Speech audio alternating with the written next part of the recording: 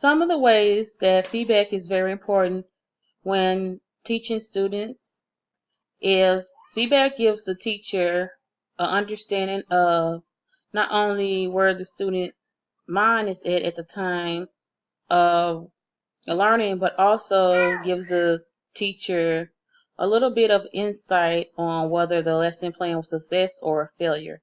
It also helps students to understand what feedback is when working in groups. It helps students to understand opinions and what criticism is and how to accept that criticism as positive instead of as a negative thing. And this lesson here, I created using Padlet a lesson that states student feedback here. And so I'm asking the students for feedback on this what's missing worksheet here. And I will also have the students' names as, say, for instance, Billy. So Billy would click on the plus sign under his name, and he'll write in the title, and then he'll write something about what's missing from the picture. And this can continue as long as he has space and room. And then the next student, Jason, will also do the same. And this is one way that I can make it easier and more creative for students to not only complete the activity, but also kind of personalize their schoolwork to cater to their needs. So as this one here, I can use for also for ASL students, nonverbal, or I can use for students who are visual learners, who are really, really visual learners. After the students have completed their responses of what's missing, or said, oh, let's say for instance, okay, example would be, I'm gonna use Billy. So in the title, he will say, type in something like missing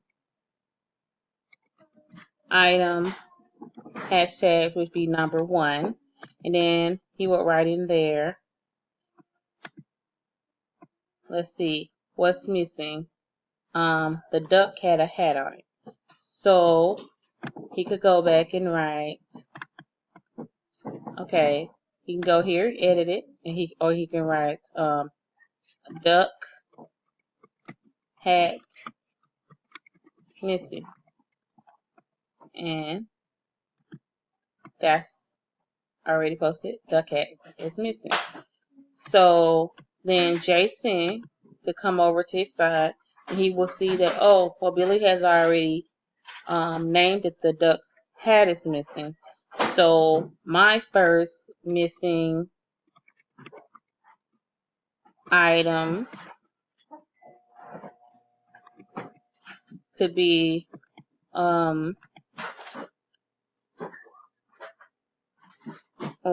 Lion's lemonade's missing. So he will type in that the Lion's